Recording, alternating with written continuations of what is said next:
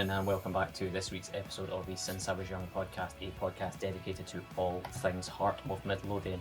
This week we will be discussing the late victory at Tannadice, which saw Hearts run out 3-2 winners over Dundee United on Sunday just gone there, as little by little they showcased Derek McInnes's maroon master plan.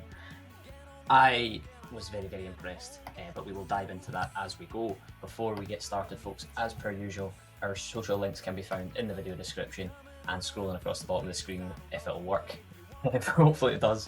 We've done some visual improvements. As you can see, we are rocking the away version of the podcast today. So let us know your thoughts in the comments down below. John took some time to kind of rearrange some things because, as you know, we have been doing a little bit of a visual upgrade to begin the season. So John is responsible for all of that at this end. So yeah, let us know your thoughts. But like I say, you can see all our social links down there. Follow us across all social platforms. We're active on, I would say, all of them. Some more than others, I'm not going to lie. But if you reach out to us across them, we'll do our best to get back in touch with you. And yeah, also Spotify. Find us on Spotify. Since I Was Young podcast. Mentioned it this week, not forgotten about it. So I'm off to a good start.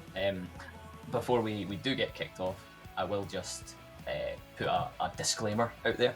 There will be some Oasis references in this week's episode. John is not a fan, I'm a fan, so we're not going to dive too deep into it, but just, you know, keep a lookout for them and maybe keep a tally in the comments below and see how many you can catch as we go along. But with all that said and done, how are you doing this morning, John? Well, amid all the Oasis chat, the Ocean Colour Scene fan that I am, I feel like I'm on the outside of the circle, Alan. That's an Ocean Colour Scene reference for you. I'm well. I'm pleased to see Hearts top of the league after 2 games. I'm pleased to see Hearts with 2 wins from 2. I was less impressed, I think, than you were by the performance on the weekend. We'll get into that, though, of course, but always great to get the 3 points, which is the most important thing in the end. Definitely. I mean, we might as well just kick things off with the start. You know, obviously we had the squad selection came out, and after the Aberdeen game, you know, and we spoke about it, I said I wasn't a big fan of the back three, but I could understand why McInnes went with it, because due to not really having a natural right back available. Obviously he played Borkovic against Aberdeen, but Borkovic's picked up an injury, which will see him out for a considerable period of time. So with that in mind, I felt like the back three was probably what we would see. Did I expect Forestino to be at right wing back? Probably not, but he's kind of a natural right-sided player, so maybe there's an element of, you know what, he works hard, he's a runner, so put him in there. But his defensive awareness is somewhat questionable, but we'll touch on that as we go along, because I feel like there's one goal in particular that kind of highlights that. But yeah, like I say, I can understand this back three setup. It makes sense with the group of players we have at the moment. I don't personally think it is what Derek McInnes wants to do in the longer term. I think we can see that. I think, you know, with the stockpiling of wingers and forwards, I think there's a clear direction of going towards that 4-4-2 that I know you're a big fan of, as am I. So it'll be interesting to see how that kind of transition happens. And there will be obviously some movement on that right back position. Obviously, funnily enough, since our last recording, Adam Forrester has gone out on loan to St Johnstone and then returned to Hearts. We have struck up a cooperative agreement with St Johnstone to do the loan situation, where he can kind of jump from backwards and forwards between ourselves and St Johnstone, I believe, is the kind of conditions of it. So yeah, I was happy to see Adam Forrester go out on loan. I would say I was happy to see him come back, but maybe not. But I think it's just an indication of where we are in that position on the pitch. I think that is the one area that still isn't quite where it needs to be, and that's with or without a fit Borkovic. You know, obviously he's injured now for, I'm sure it was between 6 and 8 weeks, so it's not it's not a short-term thing. So I would imagine that they'll probably have a look at Adam Forrester, which they did in a bounce game that we played at time of recording yesterday against Ross County. He played in that game. And then I'm sure Derek McInnes said that they would reassess the right back situation after that, which makes sense. You know, you got to give Adam Forrester an opportunity, but you know, I have a feeling our transfer business is not quite done on that side. But anyway, I've gone off on a bit of a tangent there. In terms of the other squad selection for the Dundee United game, that was the only change, was Borkovic out and Alan Forrest, in. Forrester was still at St Johnstone at that point. But yeah, what did you think of the people that you have? to see us go with the same setup and shape that started against Aberdeen, or did you think it might have been? I'm not a fan of the 3-5-2 at all. I don't feel that we need to be playing this system either. I'm starting to wonder when Kizaridis, for instance, starts games, like how far along is he at this point? Because I think that we need to shift from this the back three. I think the first half against Dundee United proved that. We definitely need a settled right back. If Adam Forrester is going to be the guy that has to be for the time being, then so be it. I don't feel that Bokovic has had the most auspicious start to his Hearts career, unfortunately. It's not a great first impression, and I do think that it might be wise to look elsewhere and see if we can even bring in another right back as, if not cover, then as the first choice, because this has been a running theme, like we touched on it last week on the podcast. It's been a running theme for Bokovic even before he came here. He's injury prone, so I don't feel that we can rely on him at right back. And right back has been a big problem for Hearts for a couple of years now. We need that successor to Michael Smith, somebody who's just solid and can do the job and can play 75 to 90 minutes a week and is durable and has a bit of defensive awareness, like you mentioned. Alan Forrest was deployed at right wing back. I think he's proven his versatility, and he's proven his worth rather, and he's proven his willingness to take on whatever role he's asked to take on. And I think that and I know you're a big fan, like that speaks to why he's still at the club. I know that a lot of people have picked apart Alan Forrest, but how many players do we have on the roster that are willing and capable of doing the things he's doing? He's playing at left wing back, he's playing at right wing back, he'll play in the wing, he'll play in attacking midfield, he'll play wherever. We need that kind of player on the bench. He is showing himself to be more worthy of staying at the club than I think a lot of people give him credit. We do need to stick to basics. I feel like we need to switch to a 4-4-2 or even a 4-3-3, because the 3-5-2 is not the optimal system. Although we do have a lot of quality on the pitch, and we are getting away with it for now, I do feel that when we come up against better opposition, they'll be able to exploit that. Dundee United did a pretty good job of exploiting it when they had their chances. They were in behind the Hearts defence a few times in the first half. We do need to sort out that right back problem, and we need to get back to basics, and we need to start Kizaridis in games as soon as possible.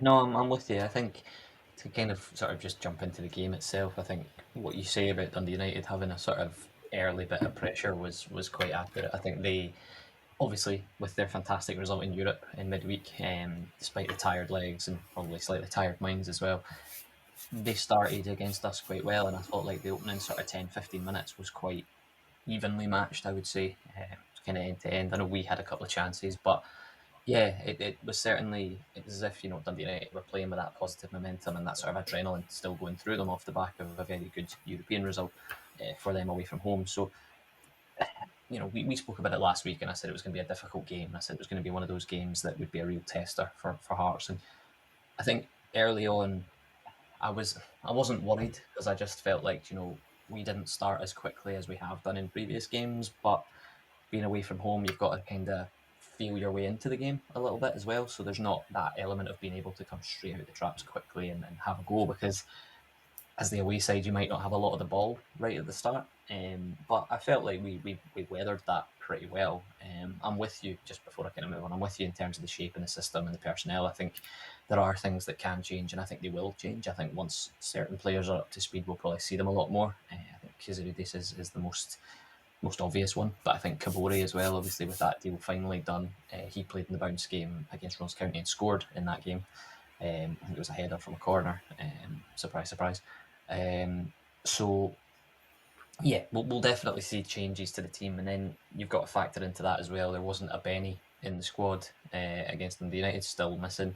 Neuenhoff was as well not involved. So there's names in there that over the last 2 seasons would walk into our starting 11, and they're struggling to get in now, which is something to be said for it. But yeah, I felt like kind of it took us a bit of time to settle into the game, if I'm honest with you. But I do feel like once we did, and once we did get our sort of foothold on it, and we kept the ball a bit better, and we were moving it a bit better, we started to kind of control that possession, but not just be a side that controls possession for the sake of controlling possession, which I think is something that has been levelled at Hearts for quite a while. Just playing the ball sideways and backwards and keeping possession just to drive up the stats rather than actually doing anything with it. But we seem to be a bit more front foot, a bit more bit more electric, bit more kind of up for it, bit more going forward. And certainly, the first major incident of the game was, of course, the penalty, which came from a set piece. Again, surprise, surprise. The ball came in, and I don't know what the Dundee United defender was doing at the back post. He basically rugby tackled. I think was it Finlay or Steinbender, one of the two. I think it was Just Big Stu, yeah. tackled him. Yeah, Big Stu. He's electric, but yeah, he got rugby tackled at the back post, and Lawrence Shankland took the ball, put it down. There was obviously the inevitable VAR review, which was completely pointless. Stood there for a couple of minutes just waiting for a wee guy in a box in Glasgow to say, yeah, you made the right decision. Can I just jump in here, Alan? Sorry, just to make a point on that. That VAR check took way too long for the penalty because it was an absolute stonewaller. I was confused for a second. I thought I was watching wrestling again. When the tackle was made, he just grabs him and yanks him to the ground as he's kind of going down himself.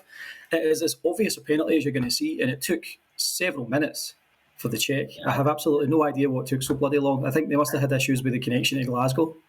Yeah, well, I don't know what the sort of issue was. I mean, I know VAR has to kind of review every decision, but for me, if the referee makes that decision and it's a Stonewall penalty, he gets it right straight off the bat. We didn't mention the referee last week, and I felt like we should maybe mention him this week because I actually thought he wasn't too bad. David Dickinson this week. He made a few good decisions. There were a couple of silly yellow cards, which we'll touch on as we go along. But yeah, I thought he, in the most part, had a relatively good game, and the penalty was, of course, a Stonewall penalty. But my point being, I don't know whether VAR have to review all of them, or every decision has to go through VAR, and they have to make that call and say, yeah, you were right. I don't know whether it shouldn't take that long though. It's a Stonewall penalty. The first angle should show you that it's an obvious penalty. There was sometimes there's ambiguity. It's like, was there a clip? Is there an elbow? In this occasion, he was grabbed and he was wrestled to the ground. It was as obvious as it gets. I don't understand what took so long. No, I completely agree with you. But obviously, Lawrence Shankland, a bit of consistency and a bit more clarity as to what gets reviewed and when and why, I think needs to be sort of communicated out, because it seems so random. It almost feels like they make it up on the spot. If the referee makes the correct call in the first instance, and it's quite obviously the correct call, why are we not trying to make the game move and flow from there? Like, why are we stopping it for something that's so obvious? Yeah, I don't understand it. No, that's the point I was going to kind of make as well. Like, the referee clearly makes the right decision. There's not a clear or obvious reason that it's not a penalty. So, yeah, to me it was a bit of a random one. But anyway, Lawrence Shankland picks the ball up, puts it on the spot, and I don't know about you, but when I was watching it, I felt like there's an inevitability. This is going in. He just looked like he knew exactly where he wanted to put it, and he wasn't going to get distracted. The goalkeeper was on his line bouncing about and trying to put him off a bit, but Shankland just looked that focused clinical striker that knew this is going in the net. And obviously, I don't know about you, but one of my favourite penalties to see go in is when the goalkeeper gets sent completely the wrong way. Partially it's the goalkeeper reading it wrong, but I think Shankland just not really giving him anything, not really giving him any indication of where he was going, and the goalkeeper goes to his left and Shankland puts it to his right. I'm just a big fan of that. Big fan of seeing goalkeepers just dive completely the wrong way and then watch as the ball goes in to the opposite corner of the net, feeling gutted that they didn't go the right way. As somebody who grew up primarily playing as a goalkeeper myself, that's probably my least favourite penalty to see. But I love to see it from Lawrence. He's playing with a lot of confidence. You can see that's settled. He's much more settled this year than he was last year. You can see that the pressure seems to be off his back a bit. When he takes a penalty, he looks like he enjoys doing it. He's having fun again playing football, instead of it being like a pressure situation where like I need to score all of these because no one else is doing it. He's got lots of people scoring lots of goals around him, including our best attacker this year, Stuart Findlay. So he doesn't have that pressure eating away at him anymore. He doesn't have the unsettledness of the last year of his contract, and we've seen it pretty much in every game so far, even the ones where he hasn't scored. He just looks so much more confident, so much more relaxed, and he's getting shots off that he would not have attempted last year. He would have tried to play in Vargas or whoever was playing alongside him last year instead. Yeah. That's a lovely penalty. Well, That's the kind of penalty you want to see your number 9 taken every week. definitely. And I in my notes, all I have is does the birthday boy have his mojo back? That's That's the exactly it. line up Yeah, for that penalty. And I feel like obviously it was Lauren Shanklin's 30th birthday, the day of the yeah. Dundee United game, so it was a nice present to get for him to put one in the back of the net. Happy belated birthday, Larry Shanks. That's it. That's it. A man that I famously said was not worth £500,000, but we'll move on from that.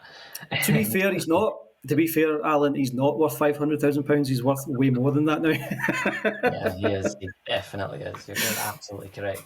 Yeah, so then obviously getting that first goal gave us a bit of confidence, you would think, and sort of settled a few nerves, because I feel like the first goal in these sorts of games are always important, particularly when there's a little bit of caginess and then it's a little bit end to end. Getting that first goal puts a few people at ease, and it did so for us for all of, I think it was about 5 minutes, Yeah. when the Dundee United equaliser was given away. And I say it was given away because I feel like it was an avoidable free kick to give.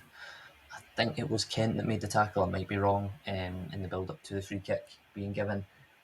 And it's silly things like that. It was a long ball and it came down, and they worked. To be fair, Dundee United worked it quite well, but the tackle in the lead up to giving that free kick for me was just unnecessary, because the Dundee United player was not heading towards goal. He wasn't, he was going sideways. I think he was looking for a pass to the side of him, and he just gets wiped out. I take nothing away from the strike itself from Ivan Dolcek, who actually looks like a bit of a player, to be fair. I quite like to look at him.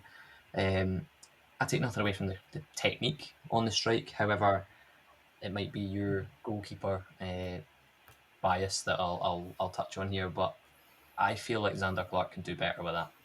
I feel like he sets the wall up well. I'm not going to say he's in the right place, but I feel like he's in the only place he needs to be. But you can see that he moves to the opposite side, and then the ball's struck and he gets a hand to it, but it's a weak hand because he's so far over the other side of the goal that he doesn't move quickly enough to get to it, to be able to get a stronger hand on it to get it away. So yeah, I as I say, it wasn't top corner, it wasn't, postage stamp stuff. It was kind of middle of the goal. Wasn't really hit with any real power, but it was just placement more than anything else. But again, I'm not gonna sit here and slander Xander, but I feel like he could have done better at that. I'm happy to do that for you, Alan. If Xander Clark wants to be the starting goalkeeper for Heart and Midlothian every week, he needs to be stopping shots like that. It was struck with quite a bit of pace, had some movement on it, but it was not, like you say, postage stamp by any means. It was virtually down the middle. He's got to at least get more of a hand on it. The fact that he got like fingertips to a ball that was barely right of the centre of the goal, he needs to do better on that. And from the free kick to the goal, for the next 3 or 4 minutes, I got that sense of the more things change, and oh shit, is this going to be a collapse like last year? Because it was just two very, very poor goals to give away, two goals that were very preventable, and it's Xander Clark that I feel is primarily at fault for both of them. Yeah, I think what you say about Xander Clark, if he wants to be the first choice, then he's going to have to make better saves than that. He's going to have to at least make a better attempt at it. But yeah, again, like we said, I take nothing away from the technique of the strike, but it was just, it's that typical way, like you say, when we score the first goal and then you're thinking, right, this is brilliant, and then obviously the opposition comes straight back into it not long after, kind of takes the momentum out a little bit. And I think Derek McInnes kind of touched on that. And for me, it was the first time that obviously this season that I sort of looked at us and went, right, how are we going to react to this? This is a test now, because we've been pegged back. How are we going to respond? How are we going to come back into it? And then obviously, not long after, Dundee United drew level. They took the lead with the same player, Ivan Dolcek, getting the goal. And I touched on it earlier. I think it's down to that right-hand side being exploited and targeted, which you quite rightly said earlier, will be something that opposition teams will do if they see the weakness there, which is why we have to kind of address that sooner rather than later. But yeah, the goal that they scored, I think I was even more annoyed about that one than I was about the free kick. Yep. Again, it's a ball down the right, and Forrester kind of Alan Forrester. I keep saying Forrester because I don't want to slander Alan Forrest. Forrest cuts inside, and I think he just sort of loses his positional awareness of where he is on the pitch, and Frankie Kent tries to get across to kind of cover him, but he doesn't do so quickly enough. It's a good through ball. I think the boy was at Kamara, Dundee United, that started the move off. I really like to look Yep. at him as well. I think Dundee United have done some good business, certainly early impressions anyway in this window. But it's a good through ball that just kind of cuts through the defence. And you mentioned it about teams getting in behind our defence and such. That's what happened there. But again, I don't want to slander Xander. However, near post, I am very much of that old school of goalkeepers should not be getting beat at their near post. I don't know about you, but it was a powerful strike, but it just goes through him, and I don't like. I've watched it so many times now, and I still can't get my head around it. I don't know if it's just the power that takes it past him. I assume that's what it is, but yeah, it didn't look great for Xander, and I know a lot of people have already kind of stated that we need a new goalkeeper. We need a new goalkeeper because Gordon's injured for the foreseeable, and they're not sure about Ryan Fulton being a first choice, which I'm kind of in that mindset. But I also feel like Xander Clark hasn't played a lot of football consistently. He's not had a consistent run with us for quite some Yep. time, so there could be an element of still a bit of rustiness, and I think he's still kind of coming back because obviously he had an injury as well that he's coming back from. So there's maybe an element of that. So that's in somewhat my defence of Xander Clark, if I can give him anything. The one thing that I would defend him on, and just to clear up something here, Alan, and to rebuke you slightly, the near post is by far the hardest part of the goal to defend as a goalkeeper. That's a complete myth that it's the easiest because you have like the least amount of space to cover. At his level and with the type of shot that he was facing, he should have kept that out regardless. And I do think that, like I said earlier, and to agree with you on that point, if Xander wants to be the starting goalkeeper for Hearts every week, he needs to be doing way, way better. The times that we've seen Ryan Fulton, he has been superb. He has filled in really, really well. I'm not sure how he would do as the regular starter. I don't necessarily feel that I'm ready to anoint him in that position. I don't feel like on early evidence Clark is that either, though. Craig Gordon, as much as I adore the man, like he is coming back from yet another injury at 42 years old. We can't expect him to be a first choice level goalkeeper for much longer, if at all. I do feel like maybe we do need to upgrade there. Um, if we wait until January, for instance, it might be too late. If we start to leak goals like we did against Dundee United, we can't rely on the team scoring 3 and 4 goals every week. There are some teams in this league that we're going to come up against that's just not going to be likely. It's not a reasonable expectation at this level. So we need to do better at preventing goals at the back. We're not going to be bailed out every week by Big Stu Finlay. So we need to sort that out. Xander needs to do better on both those goals. He needs to do better in general. And personally, I would probably be in favour of looking to upgrade at goalkeeper and try to bring someone in permanently who can serve as a really strong first choice, because that has always been a defining feature of successful teams in Scotland, whether it be a cup winning team or the Old Firm always prioritise a very strong goalkeeper. It's been something that Celtic have exploited a lot in the last few years. Having a top keeper between the sticks can be the winner, can be what decides the winner and loser of a match. So we need to be doing better at that. Yeah, I can just imagine Ewan sitting watching this now, shouting Harry Stone at his TV, Do you know because what? Like, that it might man. be time. Yeah, it might be time to see what he's got to offer at this level. Like, Well, we'll see. he's We'll either going to see. sink or swim. Eventually, you have to give him the gloves and say, "Right, son, it's your chance. This is your time to shine and prove yourself." He might fall flat, but he's not going to be able to prove that by being loaned out every year. He needs to get that opportunity at some point. I'm not willing to give up on Xander Clark just yet. I do think there is an element of rustiness in there, but again, I get your point and I totally understand it. But we Yeah. then went on obviously at halftime, 2-1 down. I don't know how I felt about it. I kind of looked at it and thought, system-wise, shape-wise, it's not really doing it. We didn't have enough Yeah, width in the forward areas. We had Claudio Braga doing his best to sort of go down the left side, and Shanklin was kind of just that central figure, with sort of McEntee and Alan Forrest on the right. But again, the balance just doesn't seem quite right with that, which is why I feel like it's not the final form of a McInnes plan. But we changed it at halftime.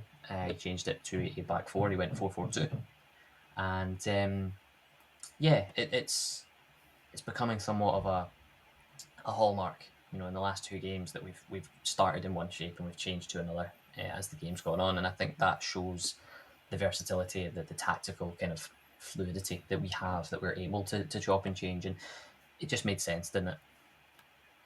it did. Yeah, it shows a willing to adapt. I do feel that he should be doing that from the start, though. If things don't work out with the 4-3-3 or the 4-4-2, then by all means switch to a back three if the situation calls for it. But go with once again this week the 4-4-2, the switch to that has led to the two goals in the comeback. Try that from the start. We might be 3 or 4 up by half time. It's not rocket science. Like, get the You're not best out of wrong. your starters. Your starters, if you put the best 11 in the best shape from the start, they have the better chance to score numerous goals and have you in a strong position. If you're waiting Mm. until the last 45 minutes or half an hour to put your best players into the best possible system, you're giving them less of a chance to do that job. So do it from the start. If it doesn't work for whatever reason, or you feel like there's somebody who's not performing, or someone's carrying a bit of a knock and you need to make a change, do that and adapt. But yeah, I just feel like, again, we should be starting with the strongest setup. And I get it, we don't have a starting right back at the moment. We do have Steinwender, though, who can play there. He doesn't Yeah, need to be a marauding wing back. He can just be your sort of, uh, your Michael Smith solid style defender. solid right back. But Yeah. it's not doing it for me at all, this 3-5-2. No, I get you, and I think the thing for me is that he knows. I think Derek McInnes knows that he's got these guys on the bench that he can change it if he needs to, and he can make those changes, and it's a nice luxury to have. Like I said earlier, we've not even seen what I would call our strongest starting 11 so far in the opening two games. Love him or hate him, people obviously seem to be quite happy for Alan Forrest to not be at Hearts. I'm not one of those. Blair Spittle, another one that people have kind of targeted a lot recently. He's played against Dundee United, came off after about an hour. But there's players in that starting 11 that played against Dundee United that might not be at the club in 6 to 8 months. 6 to 12 months even. So there's going to be a lot of changes in there. But to me, the thing that I wanted to kind of touch on, obviously, the second half began and we changed the system. We brought on Steinwender, and the second one escapes me, so I'm just going to look it up quickly. Kizaridis, of course. Those two came on. We changed to a back four. We looked a little bit more solid in the shape, and we looked a little bit more effective. And Kizaridis just driving at people. There's something Yeah. to be said for what you say about starting like that, but for me, there's also that element of having a guy like Kizaridis on the bench to be able to come on and attack you is a big thing. And I think as the second half went on, we saw other players come onto the pitch that had a similar impact, like Kyrgiota. Yeah, he came on after about an hour, but having those guys available to bring on when Dundee United are tiring, obviously after their midweek exploits as well, you could see that they were starting to sink in a little bit. They were sitting a bit deeper behind the ball, and we started to kind of control it a bit without really doing all that much, if I'm honest. And that's probably the only sort of concern, well, not concern, but that's probably the only point that I'd make in terms of goal scoring chances. There United, wasn't to be really a fair, lot of them. to be fair to United, they defended well from that point. When they shut up shop, they looked very disciplined. Very typical of a Jim Goodwin side, in fairness. They were very disciplined and they did really well at the back, I felt, to frustrate Hearts. I felt like Hearts, like last year, we were so wasteful and profligate with the ball going forward. I don't think that's something we can be accused of so far this season. When we've been frustrated up front, it's been because the defence have done their job. Guys are getting into good positions and taking the shots and looking confident in doing so. But United did a really good job of kind of cancelling Hearts' attack out for large swaths of the second half. Yeah, and then obviously we had the equaliser after 57 minutes from Big Stu Finlay. A corner, Ross Grant getting another zero added to his paycheck, I would hope, Yeah, in the not too distant future. Assisted by Harry Milne. A very good cross in. And Stu Finlay just gets up, and it's a brilliant header. I think there's a lot to be said for headers like that because he wasn't like within the 6 yard box. I think he was on the edge of it, and he's yeah, sort of looped it. He's sent it back, and it didn't look like there was an awful lot of power on it, and he's had to get that yeah. power on it, loop it over the keeper into the net. So a really, really well taken header from a guy that is just in some unbelievable form at the moment. He did an interview after the game where he was talking about it, and he's like, in 2 years at Kilmarnock, I barely scored a goal. I don't think he got one, maybe he got a couple, but he wasn't exactly prolific, put it that way. I'm sure Derek McInnes said, and the whole time I had him at Kilmarnock, I couldn't get him doing what he's doing here. So, there's elements of that as well. He also, what I quite liked was Finley's obviously heard what I said on the podcast because he says that him and Craig Halkett have a competition to see who can get the most goals this season. So if one of them can hit double figures, then I'll be proven correct, which would be fantastic. But yeah, it's a good header. It's a good corner. We've become accustomed to Hearts being good at these things, which is a remarkable change in recent times. We've sat through and suffered many a Hearts corner that doesn't beat the first man, or a delivery that goes straight out of play, or it's over hit, under hit, aimed at the wrong person. Yeah, it's nice to see that work has actually been done and things are actually happening because, as I've mentioned before, free kicks and corners they're free opportunities to score goals, and if you can get them right, they make a massive difference. Even long throws, we saw. I think it was McEntee had a long throw in the second half. So there's different elements, and yeah, it might not be pretty to watch, but you know what? Derek McInnes sides have that hallmark of not being pretty to watch. But at this point, we're top of the league right now. I'm not Yeah, going to complain about it. I won't complain about it as long as it's effective. I won't complain about it. But what did you think of the goal in the corner itself, and in terms of the momentum that then generates for us as we kind of continue in the game? I think that it really drives home the effectiveness of having a specialist. Like you say, there are free opportunities, and there are some leagues in football where having the best set piece specialist in training and being able to effectively execute is the difference between being a mid-table team and being a championship contender. Look at the early results, just the first month of the season, whether it be the League Cup or the first couple of league games. It is night and day of difference. Like that header from Findlay was almost reminiscent of the Dundee equaliser against Rangers. Just a beautiful looping header, and you know what? Even Craig Gordon ain't stopping that header. Just very brilliantly placed header, and you need someone to have the delivery to put the ball in the right spot for that header to happen, and it is much harder than we think it is. It's way harder than it looks, and having someone in who is a specialist in training that is can be a massive difference maker, and we're seeing that already. Um, Yeah, it's good to have a couple of centre halves that are wanting to attack the ball, like you say. Him and Halkett have got the kind of competition going. You want that, and it's what we talked about earlier in the pre-season with the squad and the competing for positions and stuff like that, and driving each other to be better. That's what we want to see.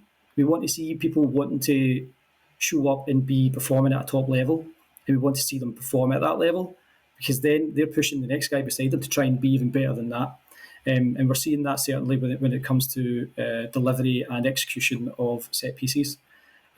Just brilliant difference to see.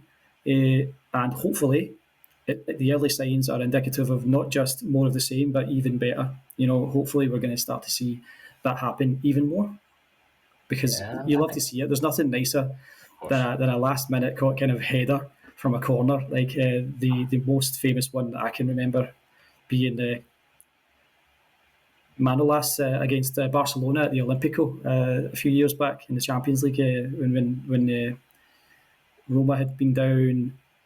I think it was 4-1 because it I think was you're right. I think the away goals rule still existed, and Roma won 3-0 at the Olympico with a last minute stoppage time header by Manolas. It's one of the best scenes in football, and it's nice to see that happening with more regularity at Hearts because it's been a long time since I can remember us having even someone who was a competent set piece specialist, never mind somebody who's quite clearly very good at it, which Harry Milne certainly seems to be, and we've got a few others on the roster that seem to fit that mould. Definitely, and I think the point that I kind of wanted to make there when it went to 2-2, there's that element of Hearts teams of years gone by would have looked at that and went, right, we've got an equaliser, we're back in the Yep. game, let's sit and defend, let's sit and Yep. let's try and see it out. This team and this manager and these group of players don't seem to have that. And I think, I spoke about Derek McInnes having options off the bench. He brought on Kyrgiota with half an hour to go, brought on James Wilson with 10 minutes to go. Those are attacking changes, and that's something that is just nice to have options to be able to bring them on and say, do you know what? Yeah, listen, your legs are tired and we're going to bring on yet another tricky winger that's going to run at you. And Kyrgiota had the second half was a bit more kind of stop start, I felt like, but Kyrgiota had one chance towards the end of the game where he sort of hit a sweep. I can't remember the half volley or a volley, but it was panned aside by the goalkeeper, and then we had a corner that followed that was cleared off the line. And it is just nice to see us having that mental toughness to say, right, do you know what, we're back in the game here, but we want to go and win it. It's not about settling; it's about saying, right, we smell blood. We're going to go for this now. And obviously that coupled with Dundee United hiring, I think helped us a lot. But is there anything from the second half that you wanted to touch on before I kind of segue into the winning goal? I was just going to touch on Kucherenko, the Dundee United goalkeeper. He was very impressive. We could Yes. have easily been 4 or 5-2 up. But he frustrated Hearts once again. And I do think, to your point of it being a bit more stop-start, that was a credit to Dundee United. They were very frustrating. Even when Hearts equalised, they didn't look like they had just played in midweek. They were playing with a lot of spirit. You could see that they were tiring, but they still had a lot of spirit, and they did a good job of organising even until the kind of ended in 90. Yeah, I think that's fair. And then obviously we in the dying moments of the game, we have a corner again. Kizaridis is on it this time, and I'll be honest, it's one of my favourite corners I think I've ever seen. And this is coming from a fan of Arsenal who are widely known as one of the best teams in England at scoring from set pieces. I don't know. It was such a well worked corner because you can see Stuart Finlay is being marked, and he just runs off his marker, runs across the front post because he knows that's where the ball's going. Like when I first watched it happen, I was like, Kizaridis has scuffed that a little bit. It didn't look like a clean connection, and I thought, I don't know, it's going near post, but it didn't look as if it was as purely kind of hit as he wanted to. But Stuart Finlay just leaps at it. He just throws himself at it. And I think I've said this before, that I like nothing more than a diving header and a well executed one at that. Stuart Finlay makes the space for himself. And obviously people that have listened to this podcast for a long time know I'm an Arsenal fan. And they have this ability to just have defenders that throw themselves at things. Big Gabriel being the sort of main man that is not afraid put his head where it hurts and to have a go. And there's a reason why he's one of the top goal scoring defenders in English football since his arrival. Stuart Finlay is our Gabriel. That's what I'm labelling him as. That I think he just has this ability to just be in the right place, and it's amazing to kind of see it. And when the ball comes in, you already see Finlay making that move before the ball's even really reached him because he knows this is going front post. We've worked on this. All the Hearts attackers in the box move in that general direction to try and sort of cause a bit of carnage and a wee bit of chaos. And Finlay just gets a brilliant connection on it. And people know what I'm probably about to say before I say it. But if that were Frankie Kent, it might have ended up in Rosed. But Finlay just has this ability to just direct it the right way, and he just gets something on it, and it's a brilliant header. Yes. Yeah. Clinical. Instinct. It's almost like watching John Robertson in his prime, watching Big Stu in the opposition box. It's great to see. The guy is clearly enjoying his football. He is fully committed. Like we saw it last week with his goal against Aberdeen, where he scared the shite out of the goalkeeper. The guy seems to be completely fearless. He's willing to take on 2, 3, 4 men, including the goalkeeper, and try to get that ball over that line. What a spirited player, and this guy is, I think, very quickly becoming a very key piece for Heart of Midlothian. He is not only brilliant up at the top end of the pitch, the experience he brings at the back, I think, is very valuable. And I think that his efforts can only serve to spur the rest of the team on to do better. And that's really what it's all about. When you bring someone in who's kind of got that experience, you want him to lead by example. And that's exactly what he's done here. Right in the dying seconds of the game, he somehow finds a way to get the ball over the line against a keeper that had been very effective and a defence that had done a good job of frustrating Hearts. Finally managed to break through right at the end. And the strikers dream about that kind of moment. So for him to be scoring a brace, including that last second winner, it's brilliant stuff to see. And obviously, it sent the Hearts fans supersonic with the celebrations. Laurie Shankland was right in front of Dundee United supporters giving a laldy, which I very much enjoyed. James Wilson, I think, gave their goalkeeper a hug. I think I saw that in the celebrations. I think he was marking him for the corner and just happened to just be next to him and just sort of gave him a little cuddle. Stuart Finlay, of course, ran off, and I don't think he really knew what to do, so he runs and sort of kicks the corner flag and jumps and sort of karate kicks the corner flag, which I could get behind that as a celebration for him, as long as he doesn't do a Cantona and end up in the stand. But yeah, he ran along, obviously, right next to the Dundee United supporters, had a couple of items, a couple of objects thrown at him from the stands, which I will never, ever say anything about that in a positive light, because it's not. If you're throwing things at a football player on a football pitch, scumbag behaviour, whether you're a home or away supporter. Don't fucking do that, people. Just don't. It's not to Stuart Finlay's credit, he picks up the lighter, pretends to use it, throws it away, and then the referee booked him for it. A player gets booked for having items thrown at him from a stand. One of the most ludicrous rules in football, mate. It pisses me off no end. It's not acceptable that's in the rules, that you can be booked for that kind of reaction. But then, when when you think about it, he has been assaulted by someone. That's a criminal offence. And his reaction is to laugh it off and pretend he's using the lighter, and he gets booked for that. It's stupid as fuck. What I liked about the celebrations, though, and this is kind of the last point that I want to make on the game as a whole, every single player was buzzing. The bench were buzzing. McInnes was buzzing, and it kind of encapsulated that togetherness and that team spirit that we seem to have at the moment, despite having a squad of about 50 players. It just feels like everybody is buzzing and pulling in that same direction. And I think when you're drawing a game 2-2 and you're heading into, the 93rd of 94 minutes or something along the lines of that. I think it was, got an opportunity to score a goal and you do it. It's that buzz of just not even... It's funny because after last week's episode, I saw lots of Aberdeen fans online suggesting that Hearts weren't even that good. And I saw the same reaction from Dundee United fans. Hearts weren't even that good. We've won 2 games. We have 6 points from 6 available.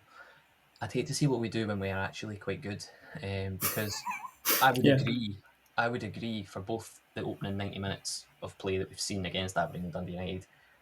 I don't think we've been that good. I think we've been okay, but I don't think we've been that good. So it'll be very, very interesting to see what we do when we actually click and put in some top performances, because it's exciting. It's very exciting. Yeah, I certainly don't think we've been at our best yet, but this isn't the best Hearts that we're going to see this year.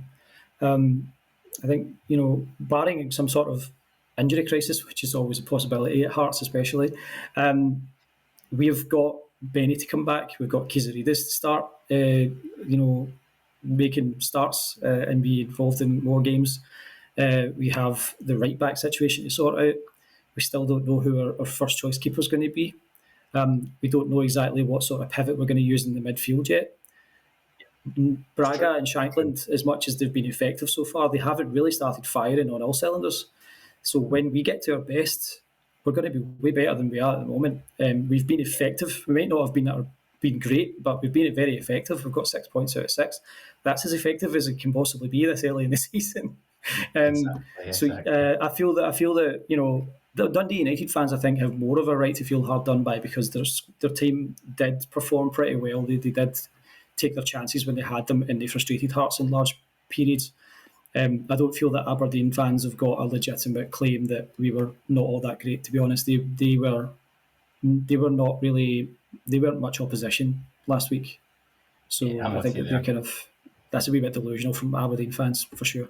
Yeah, I'm with you there. But well, my kind of closing to wrap that up. If you are an opposition supporter and you have lasted to this length of the episode, and you were one of the ones suggesting that we've not been that good yet, stop crying your heart out, lads. It's not all that bad. But yeah, um, I'll leave it there.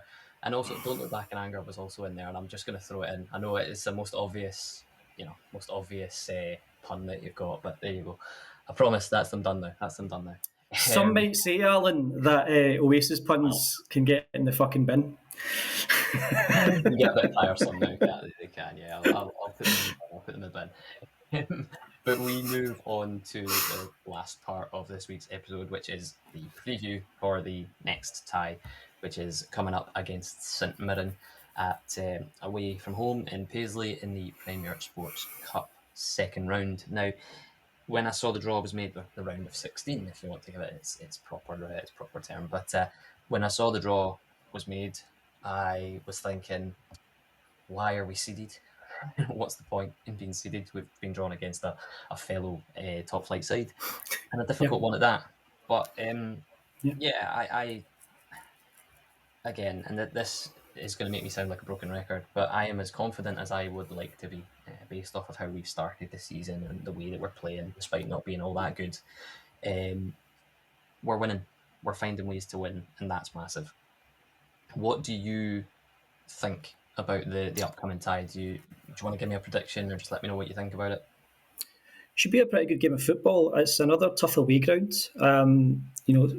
Paisley's never a fun place to go. In recent years, we've had a torrid time. It's started to change in more recent seasons, but I think St Mirren are a far better team than results suggest early on. They are going to give us a lot of, they're going to give us some trouble. It's not going to be easy. I do think Hearts will win, but I think that we will scrape past them. I'm going to suggest a 1-0. Yeah, I can see that. I can see that. I think I'll be honest. I've not really kept up much with other teams at the start of the season. I've just kind of been focusing on Hearts because of how well we're doing, despite not playing all that well. Um, St Mirren obviously opened their campaign following the League Cup, where they won 3 of their 4 games and lost to Arbroath on penalties after a 0-0 draw. They opened their campaign at Parkhead and only lost by a goal to 0, which, again, you can say that shows things about Celtic, but it also shows things about St Mirren as well. So fair play to them. It's a narrow loss, but could have been a lot worse, I would imagine. And then their most recent result was a 0-0 draw against Motherwell. I'm like you.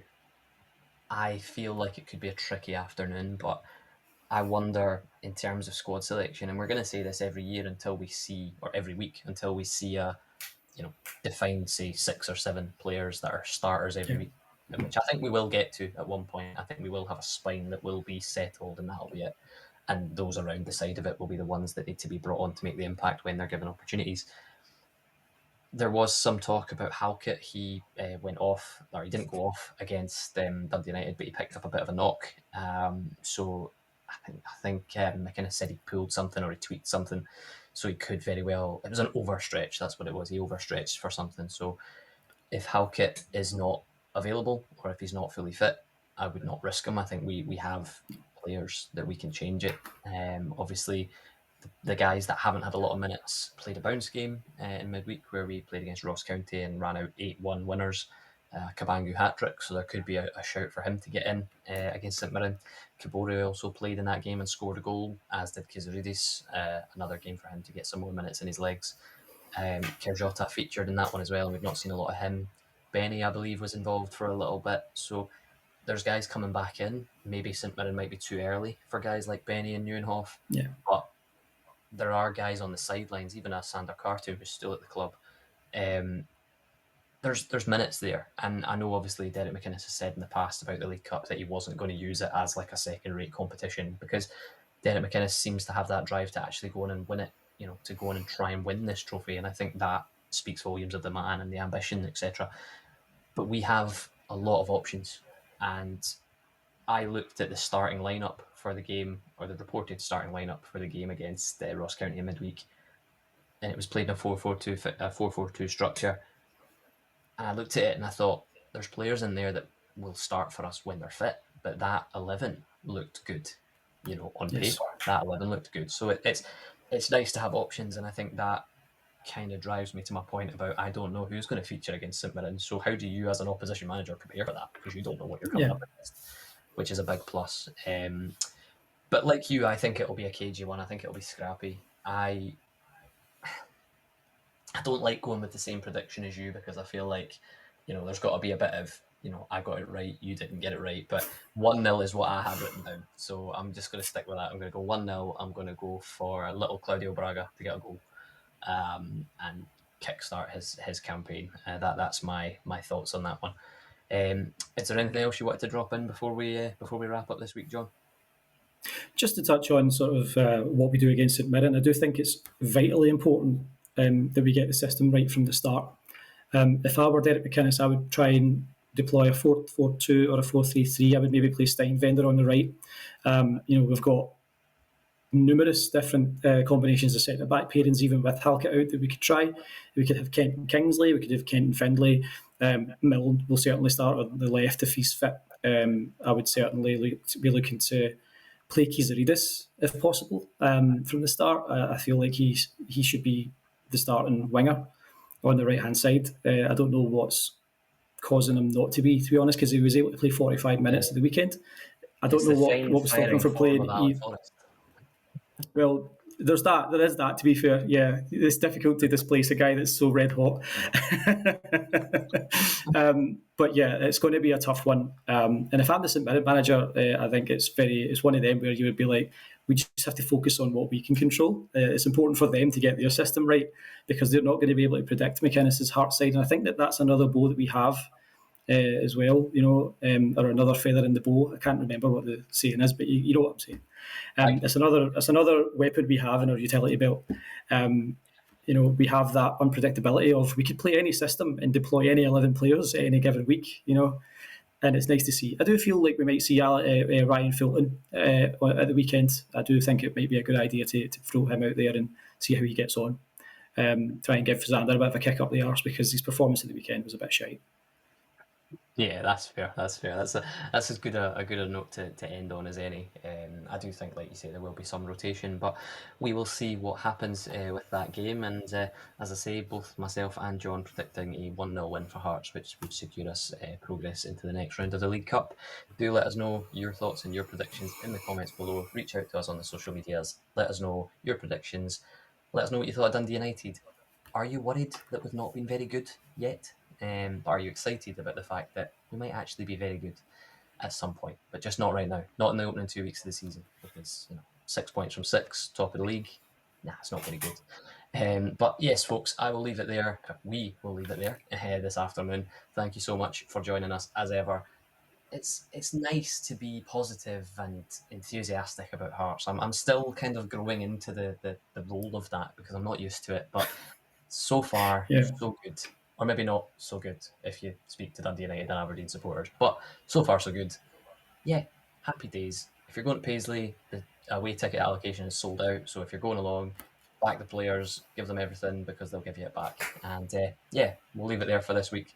Thanks as ever for watching, listening. Reach out to us, do what you want to do. But yeah, have a good one, folks. And yeah, take care. Bye for now. Bye bye.